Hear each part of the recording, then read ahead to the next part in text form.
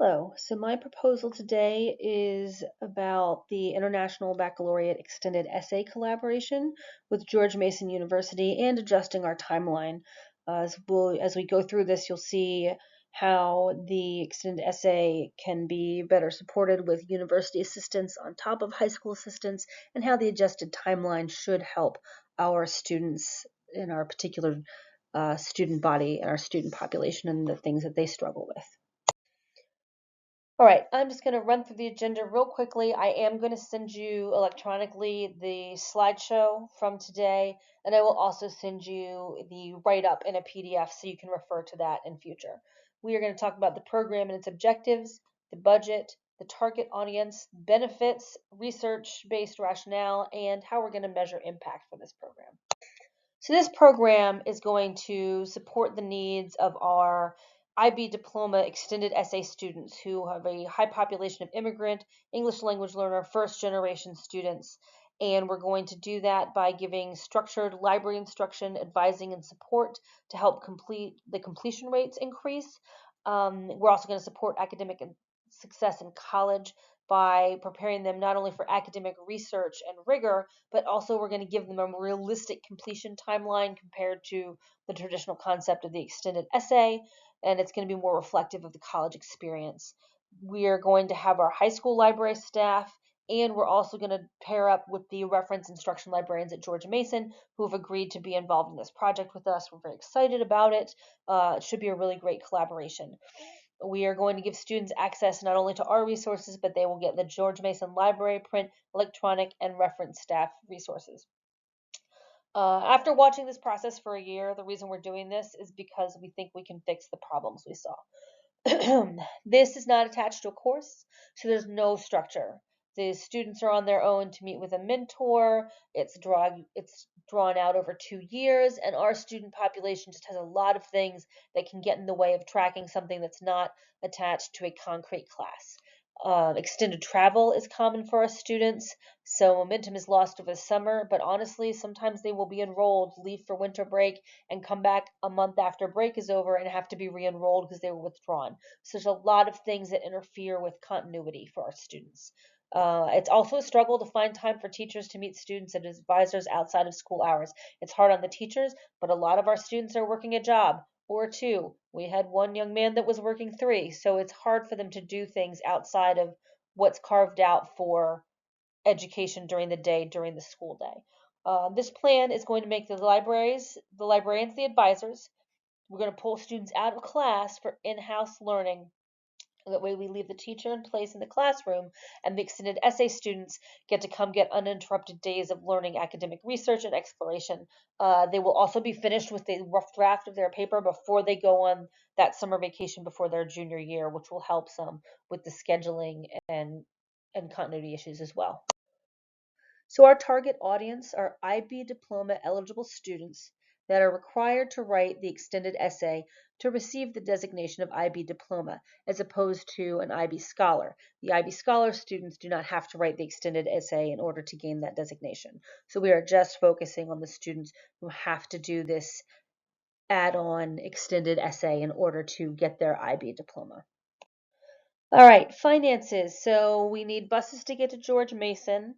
We're going to go in the second quarter and the third quarter, and then we'll go 2 days in a row during underclass exams. So it's 4 days, usually hovering around 50 kids. So we can fit onto one bus. Is $50 a bus, and there's an additional $20 for extended hours. Then it's about $70 per trip. So 4 trips means the buses are going to cost us $280. Meals, we're a Title I high school with high transient immigrant, international, low socioeconomic population. So if we can, it would be helpful to provide money for meals on campus. If we did $20 per student for each trip, which covers 2 meals, because we will be there for lunch and dinner. At 4 trips, it's $80 a student, assuming 50, that's $4,000, and copy cards. JMU is supporting us with instruction and access to their proprietary databases. Students still will need to make photocopies, print bibliographies for check-ins, etc. $20 should be enough to get them started, and they can add more if they need to individually. that's going to be $1,000 for 50 student copy cards. So the total cost of this proposed program is $5,280. So let's talk about the logistics cost, opportunity cost. We need permission to host in-house library days during the school year, where they will be in the library all day and miss class. We also have to get special permission to have buses arrive at the school at 9 a.m. and return at 7 p.m. for our trips to George Mason, which is going to impact the school run rotations for the county. And we need to have permission for the IBE extended essay candidates who are juniors to take their final exams a week early with the seniors.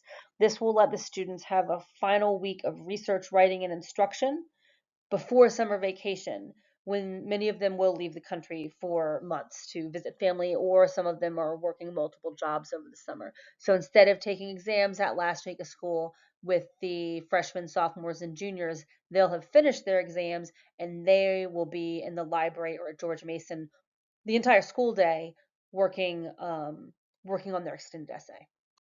All right, so here is the proposed timeline. September, October, and November. We're going to have 2 days of in-house field trip. We'll go over the requirements, the subjects they can choose from, talk through some exemplars to familiarize them with the extended essay. They're also going to narrow down to 3 subjects and do some work to ensure that they know the rubrics and requirements for each subject. Each subject is different, and some of them have very specific rubrics that you need to follow. We're going to have a parent meeting. We'll offer it on 2 nights to increase flexibility for parents, and we're going to make sure that they also understand how this extended essay process is going to work. They will meet with librarians independently during this time and start thinking of specific topics and ensure they're not too off track or they're not setting themselves up for failure by picking something that's just not possible. Then in January, we're going to have a 1-day in-house field trip before the first trip to Mason to make sure their final subject and potential topics are all in line and they have all their paperwork done and they've done all their check-ins. And then we're going to have 1 day field trip to George Mason. We'll get instruction from the GMU staff and they'll do initial exploratory research to tweak topics and to make sure their choice is really narrowed down so they can keep moving forward. Then in February and March, they're going to continue to work with the librarians to select one topic in preparation for the next in-house field day George Mason trip. 1 day before the second trip, we're going to assemble and approve a thesis and learn annotated bibliography skills, and then we will go to George Mason a second time where they are going to be taking their thesis and doing really more focused research and getting resources. Then in April and May, we will have instruction. So when we go for that day, we'll have instruction from the Mason staff to supplement. And we're going to start collecting resources, even if it's tangentially related to their thesis. They're going to meet with the library staff to see if they have enough research to support their goals. And they're going to establish any appointments if they have like subject matter experts at George Mason. Maybe they want to talk to a professor. Reach out and see if they're willing to speak with them. So then we get to June. They're going to take their exam with the seniors. That next week, they're going to do 2 days instruction with all of their previous research, and they're going to create a research plan, verify appointments with professors and library staff. They're going to learn how to structure complete a research paper in a week, which we thought would be more helpful to them for when they do go to college, especially since a lot of them will be first generation college students, because that is more in line with a college timeline than a whole year. And make sure they understand the checkpoints. And then we're going to go to George Mason for 2 days to collect research, print, copy, meet with professors, work on note cards. And then there's going to be 1 writing day at the end, and that's where they're going to write their rough draft. They're going to knock that rough draft out all in 1 day, and they're going to hand it in and go on to summer break. So here we have on this slide 4 different articles that support the benefits of a dual crossover program like this, discussing first generation students, transitioning to college, the value of databases, and high school college partnerships. And they've had various studies. This first study about first generation students' development found that they don't usually have access to in-home to an understanding of college, what being in college is like, college level research, and that getting it from the high school level is definitely going to help them succeed more because they don't have that kind of background knowledge that other students do. The second article talks about a very similar thing in that the school librarian, people with a Master of Library Science, are subject matter experts in research. So research and research writing should be taught by the librarians, and then that way the students get it from the subject matter expert, and they also get used to the concept of someone other than their content teacher being someone they can go to for help and assistance. And this would also give us that crossover. The third article talks about the value of prior exposure to databases before trying to go to college, starting as young as middle school. And we try very hard to expose them to databases and how to use them before they even get on a college campus, and just the value it has because it's something they're familiar with when they get there. And the last article followed a group of international students who had high school and collegiate resources. And as a result of that, when they transitioned to a full 4-year university, they did much better because they were much more confident in their skills and the concepts of research as a result of their crossover program. All right, so how does that directly pertain to us? We are a Title I high school with 60% socioeconomic disadvantaged students. We have a substantial international population. 27% of our kids enroll, withdraw, and re-enroll during the same year because of long travel and overseas breaks, or leaving before school's over and not returning till the start of the school year. 30% are English learners, many on level 1 to 3, and 63% have parents who have not attended college. There's many potential first generation students who lack that background knowledge and familiar exposure. Truthfully, many of our parents have not achieved a high school degree.